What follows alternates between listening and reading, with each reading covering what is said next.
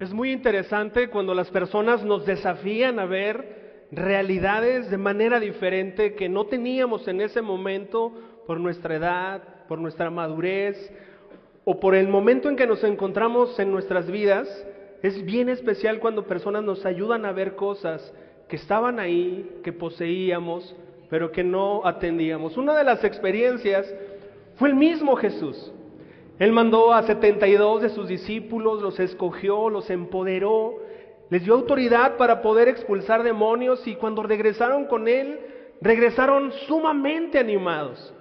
Dice en Lucas 17, 10, 17 al 20, en los textos, en el versículo 17, dice: cuando los 72 discípulos regresaron, le informaron a Jesús, le informaron llenos de alegría: Señor, hasta los demonios nos obedecen cuando usamos tu nombre. Para ellos fue asombroso ver eso. Nunca en su vida habían experimentado tal autoridad que les había dado Jesús.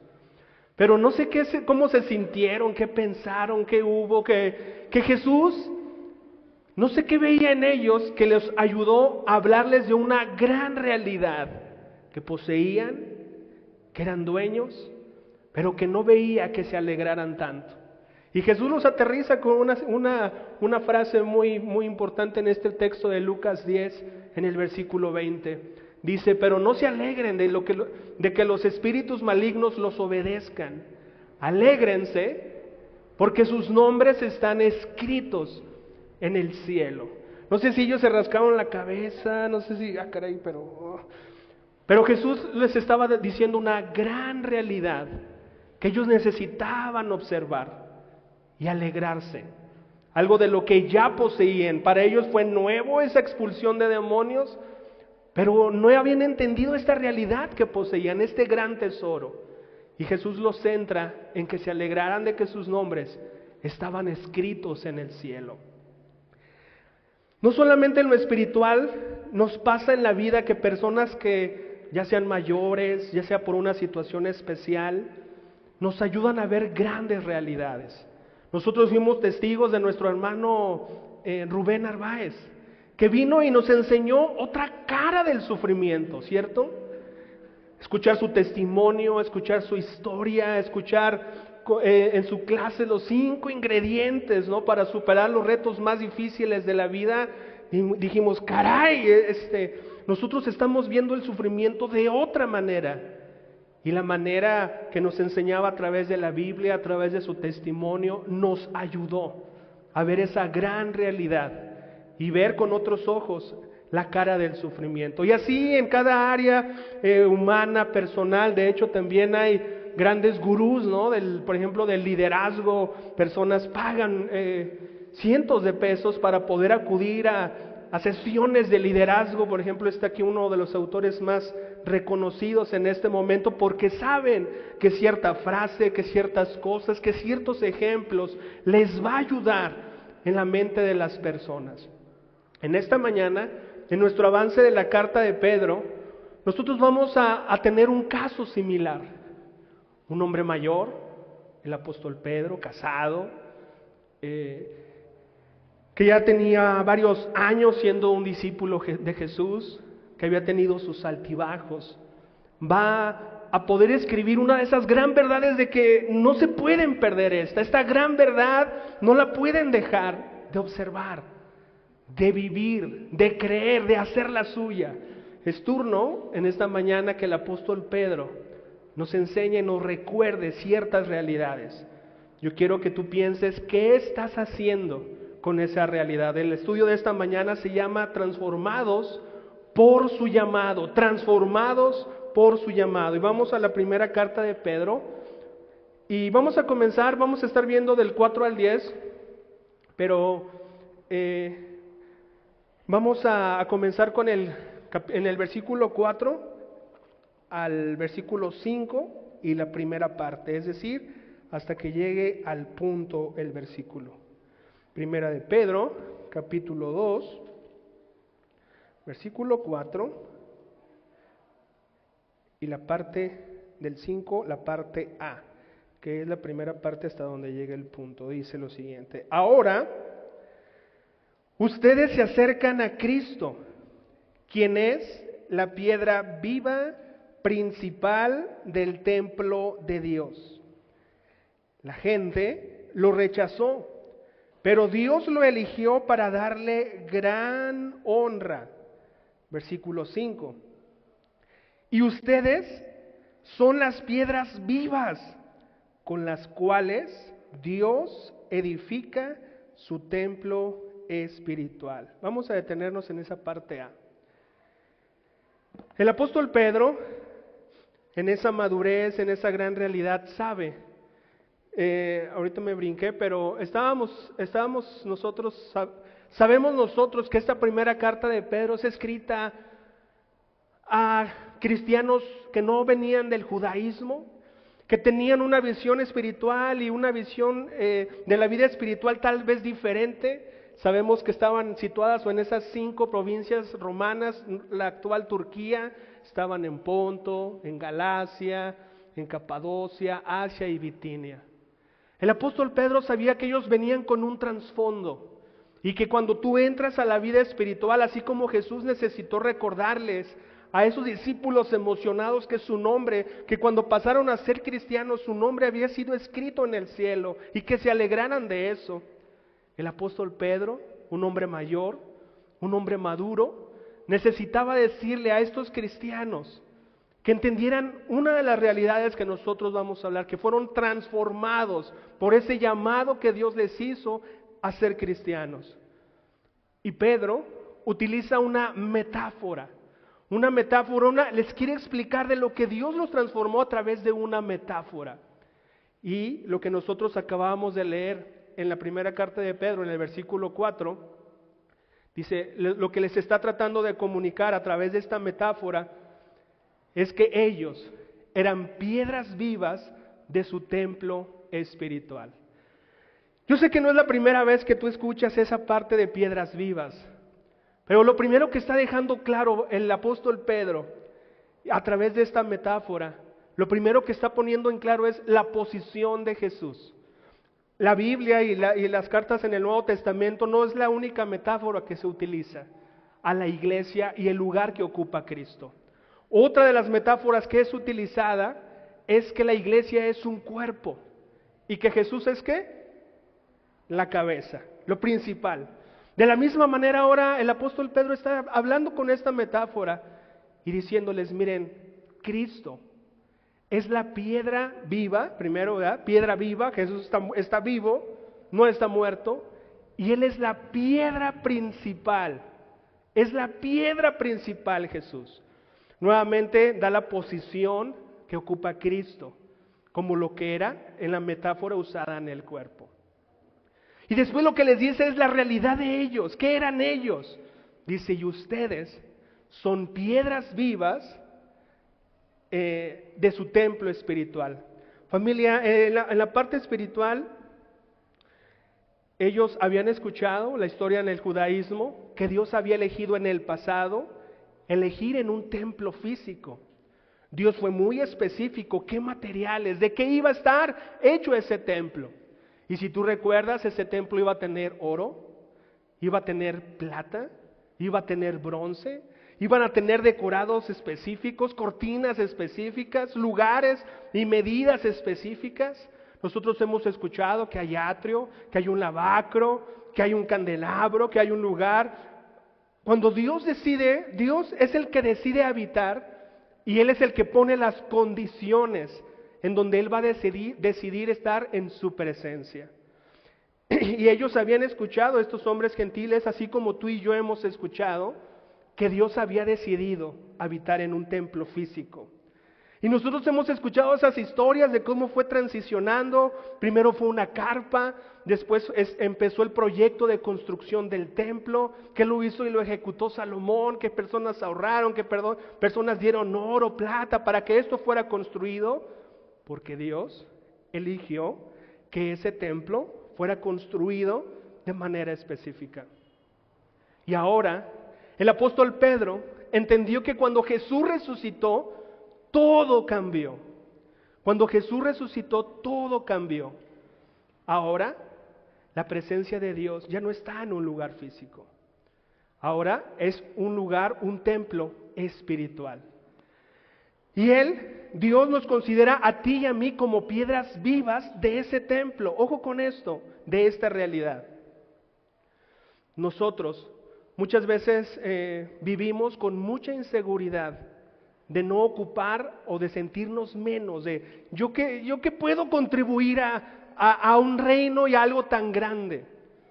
Para Dios eres muy valioso, no importa si eres madre soltera, no importa si eres una persona mayor, no importa si no estudiaste una carrera, lo que sea, para Dios es muy importante que tú entiendas que tú no solamente eres una piedra en el templo espiritual, eres una piedra viva, tienes una función, ocupas un lugar muy importante, como en la antigüedad ocupaba un lugar muy importante lo que Dios había decidido.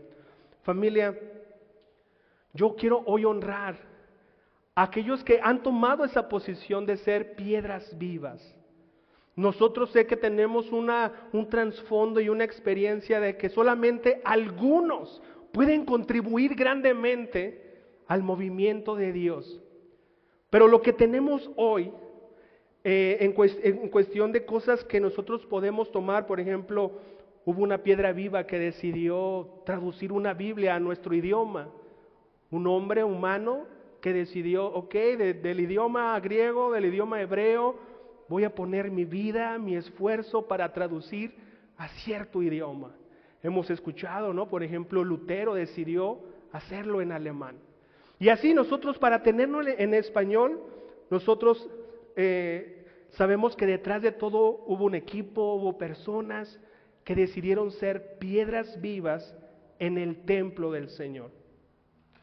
Eso muchas veces nosotros como discípulos, como cristianos, nosotros no lo entendemos y nos limitamos a participar. Nos limitamos a descubrir que nosotros somos piedras vivas y piedras como personas fundamentales en lo que es el templo de Dios. Vamos a más adelante en el versículo 5, en la parte B, por favor. 5b, que dice: además, son sacerdotes santos por la mediación de Jesucristo. Ustedes ofrecen sacrificios espirituales que agradan a Dios. Como dicen las Escrituras, vamos hasta el 8. Pongo en Jerusalén una piedra principal, elegida para gran honra, y todo el que confíe en él jamás será avergonzado. Así es, ustedes, los que confían en él, reconocen la honra que Dios le ha dado, pero para aquellos que lo rechazan, la piedra que los constructores rechazaron ahora se ha convertido en la piedra principal. Versículo 8. Además, Él es la piedra que hace tropezar a muchos, la roca que los hace caer. Tropiezan porque no obedecen la palabra de Dios y por eso se enfrentan con el destino que les fue preparado. Yo quiero enfocarme en lo que decía en el versículo 5, la parte B que comenzó este texto, en donde dice, además son sacerdotes santos por la mediación de Jesucristo. Ustedes ofrecen sacrificios espirituales que agradan a Dios. Otra parte de lo que Dios nos transforma, no solamente nos transforma en piedras vivas, personas que ocupamos un lugar en el templo de Dios, en la presencia donde Dios habita, en donde Dios actúa con su poder, sino, familia, nuestra visión es que muchos de nosotros crecimos entendiendo el sacerdocio como una persona que nos enseñaba y hablaba de un evangelio y cosas así. Esa es nuestra visión. Cuando nosotros leemos la palabra de Dios, que somos sacerdotes, es algo que no entendemos muchas veces. Y cuando nosotros nos volvemos al cristianismo, solamente le quitamos tal vez la ropa a la persona y listo, pero también lo entendemos. Él es el que ha de edificar, construir, participar en el templo espiritual que es la iglesia. Y lo que Pedro está diciéndole a cada uno, así como a cada uno les decía, ustedes son piedras vivas, pero no solamente piedras vivas. Cuando estamos hablando del templo de Dios, el templo espiritual, el templo de una divinidad, se requiere sacerdotes que servir. En la antigüedad, en ese templo que yo te decía, que hemos escuchado sus historias y lo que hemos escuchado cómo se construyó en el Antiguo Testamento y todo, no solamente era un templo hermoso, sino que Dios eligió una tribu que fueran los sacerdotes.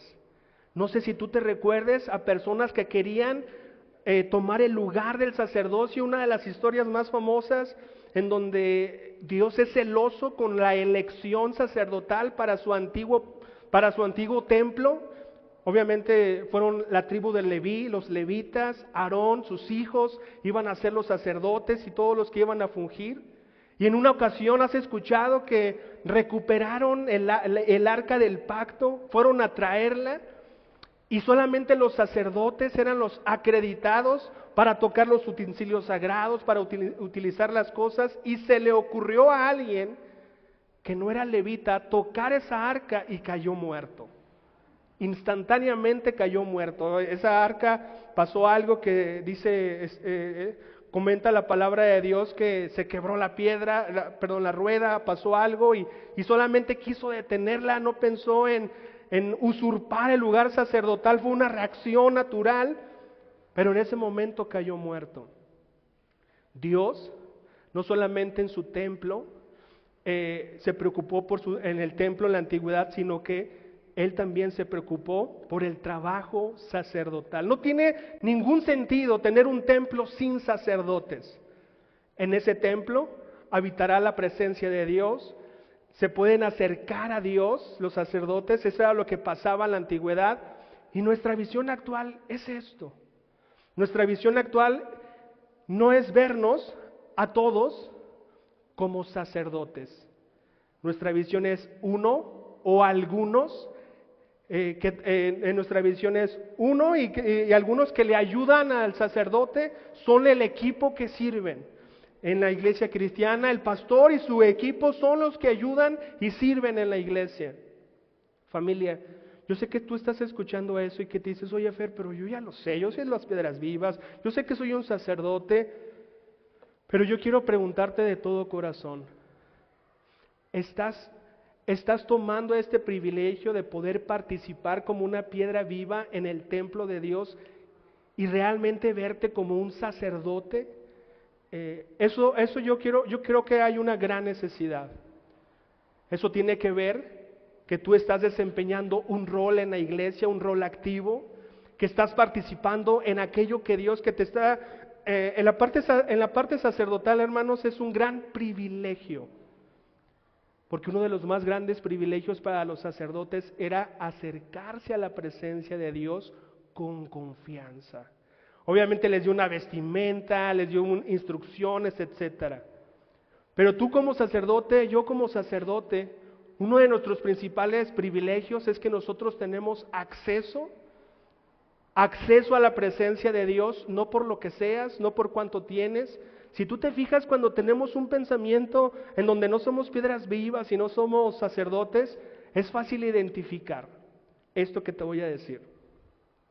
Muchas veces has escuchado el comentario de que te sientes más, de que te sientes más maduro, más no sé qué, porque tienes mucho tiempo en la fe. O sea, piensas que tienes más privilegios con Dios, o no sé, más conocimiento, más no sé, porque tienes más, como si nos mereceríamos más cosas por simplemente tener más tiempo al lado de Dios.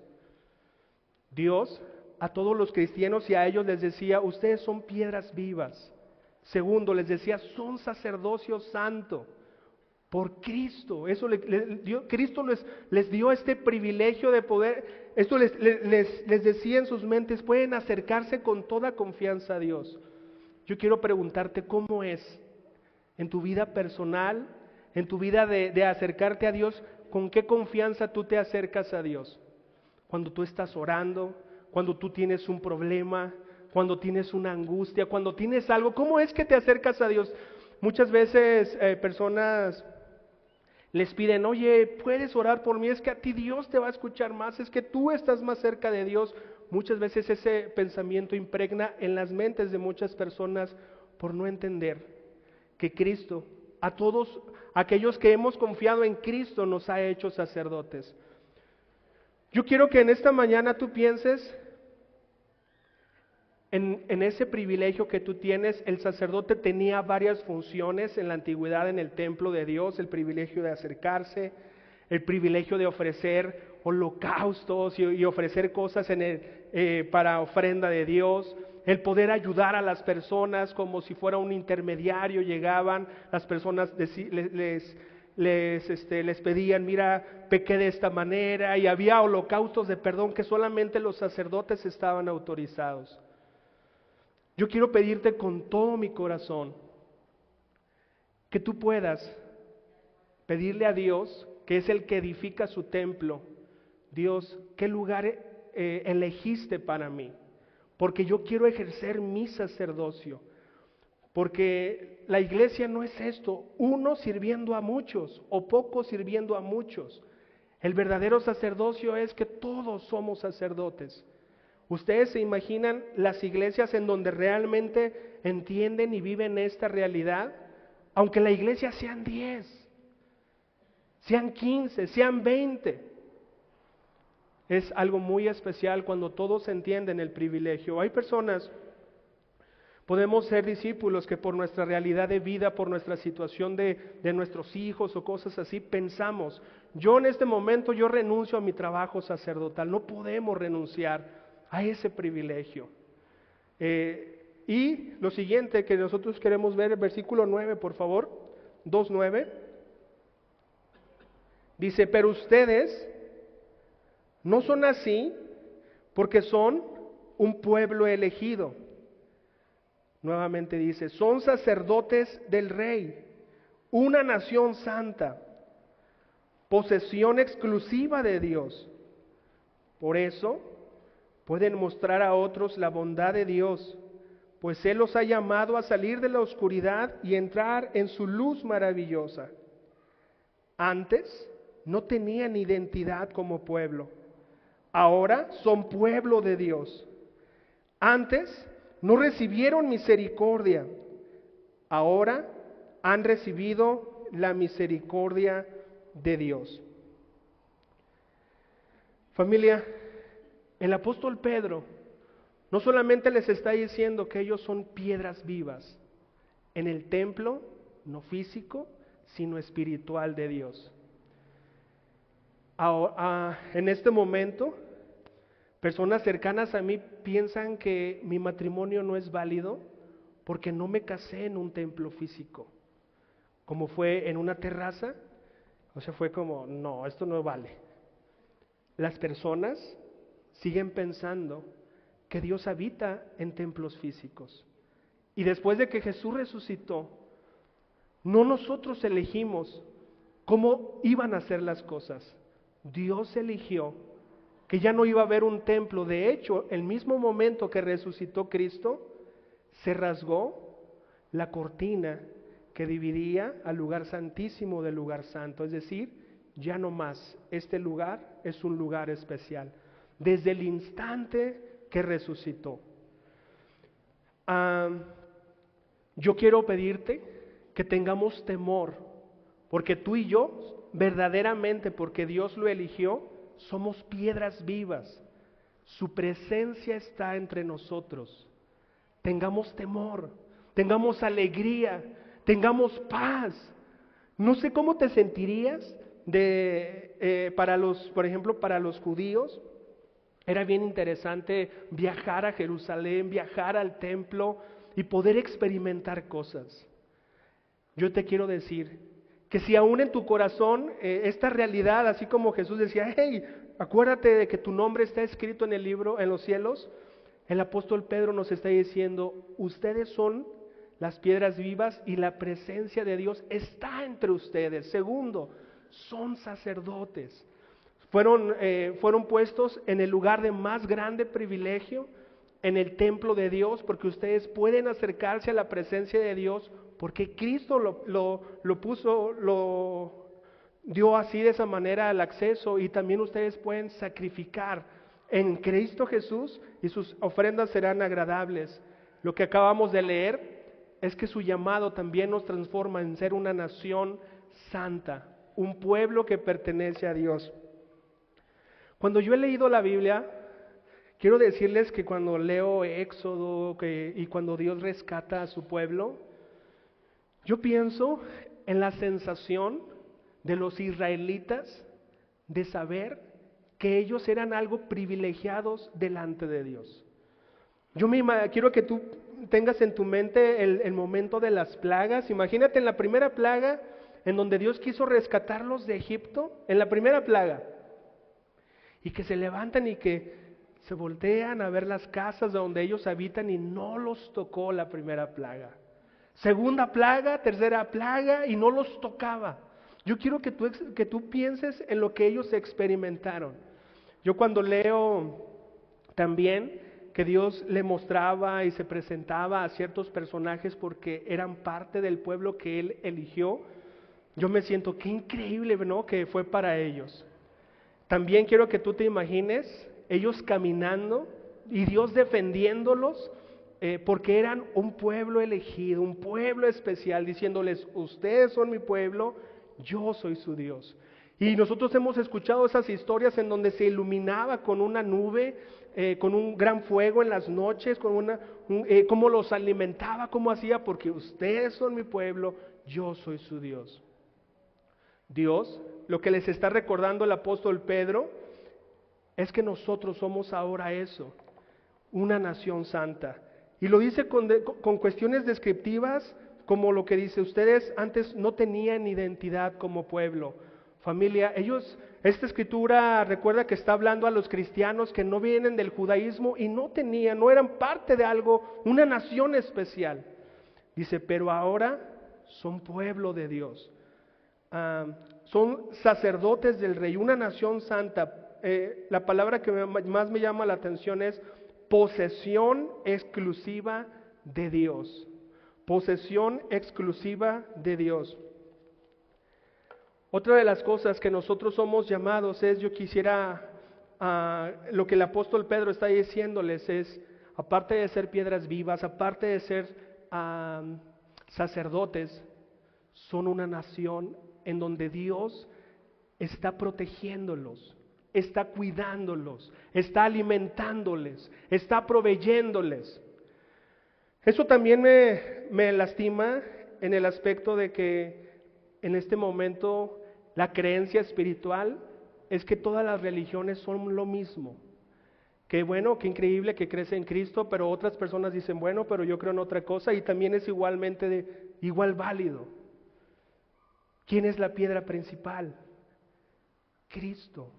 ¿Elegido por quién? ¿Por nosotros? Dice, elegido por Dios.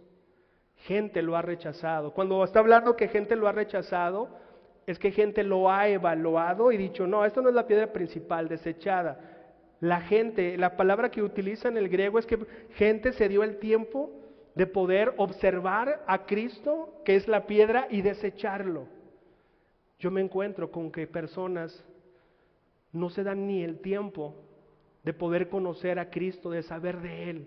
Solamente pues se quedan con lo que saben, con las historias que han escuchado, tal vez con las que ven en internet. Y la otra parte, familia, de ser una nación santa, yo quiero decirte que también nos podemos quedar cortos en ser un pueblo elegido, una nación santa. Y nuevamente el apóstol Pedro está diciendo, miren, ustedes necesitan distinguirse de las demás personas. ¿Sabes cuánto le batallé para que el pueblo de Israel se distinguiera de las naciones?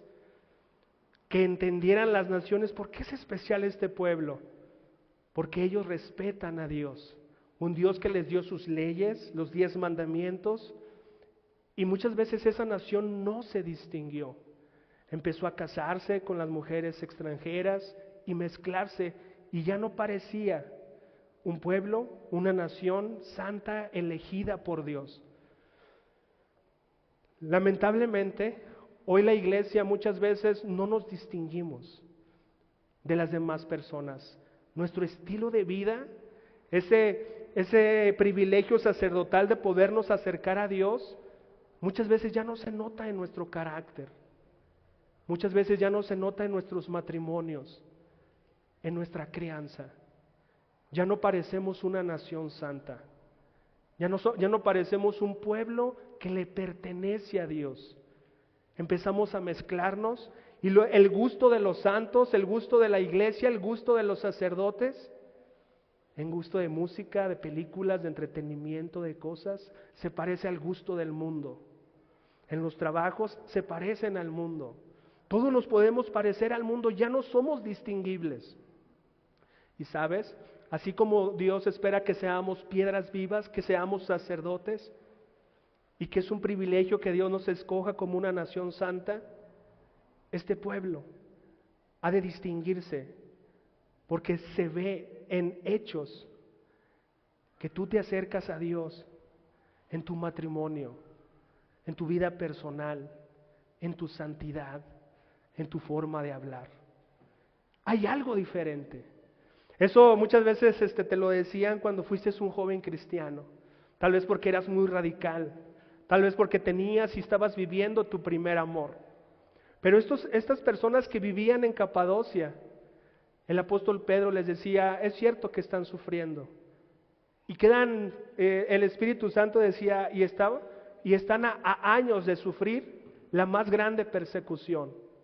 Pero ustedes son piedras vivas en donde Dios habita. Ustedes son sacerdocio, real sacerdocio. En Israel está la tribu sacerdotal, que es la tribu y está la tribu real, que es la tribu de Judá, donde venían los reyes. La tribu real, la tribu de los reyes, y la tribu sacerdotal. Y dice, ustedes son sacerdocio real. Sacerdocio que Cristo puso. Sacerdocio que Cristo nutre. Entonces hoy en esta mañana, recordando esta realidad, yo quiero decirte que, hermano, no sé cómo decirte, eres muy valioso y te necesitamos. Porque tú eres una piedra viva y con tu fortaleza al templo espiritual de Dios, así como en el cuerpo que Dios da a través de otros escritores la metáfora que eres parte del cuerpo, por favor, no te permitas de ser un asistente. No puedes, el cuerpo no puede detenerse sin afectar a lo demás. Las piedras vivas, también yo quiero pedirte, no seas una piedra muerta, una piedra que no solamente está ahí. También quiero decirte que aprecies el lugar sacerdotal con tan solo disfrutar tu relación con Dios. Era seguro que los sacerdotes que eligió Dios los escuchaba, podían acercarse a Él y podían ofrecer sacrificios, porque así lo decidió Él. Y también lo último que quisiera pedirte es, familia, enseñémosle al mundo que somos un pueblo para Dios. Distingámonos, arrepiéntete si en tu trabajo eres igual que los demás, si en tu familia, si en tu escuela, si en tu matrimonio, no puede ser así. Así que el apóstol Pedro les estaba diciendo, ustedes fueron transformados por el llamado que recibieron, siendo piedras vivas, sacerdotes y nación santa. Acompáñame en una oración, por favor. Todopoderoso que estás en el cielo, yo te quiero dar gracias porque las piedras vivas trascienden este lugar de pocos miembros. Hoy nos visitan de Tepic, de Colima, de Los Ángeles. Qué increíble, Señor, que tu morada, que tu templo no está en un lugar físico. Gracias, Dios, yo te quiero dar por tu presencia, por considerarnos a nosotros piedras vivas de tu templo espiritual. Mucho más te doy las gracias por permitirnos el privilegio de ser sacerdotes reales, de tener, Padre, el acceso total a tu presencia, de poder orarte, Señor, en el nombre de Jesús y ser escuchados, de poder hacer sacrificios espirituales para ti y ser recibidos en Cristo. Te queremos pedir, Padre, que nos ayudes a ser esa nación santa que tú anhelabas Padre, en Israel y que tú anhelas en nuestras vidas. Padre, levanta en nosotros toda convicción que esté caída y ayúdanos a arrepentirnos si estamos queriéndonos imitar a las naciones que nos rodean, Señor, porque es fácil, Padre, mimetizarse, es fácil imitar las personas que nos rodean en nuestro vocabulario, gustos, convicciones, celo y moral. Te quiero dar gracias por todos esos hombres y mujeres, Padre, que toman estas verdades y las llevan a cabo en sus vidas. Quiero sumarme, Dios, a ser esa piedra viva, a ser ese sacerdote real y ser parte de una nación celosa de ti, Padre, para que puedan brillar nuestras obras. Es en Cristo Jesús en quien te pido y te oro esto. Amén.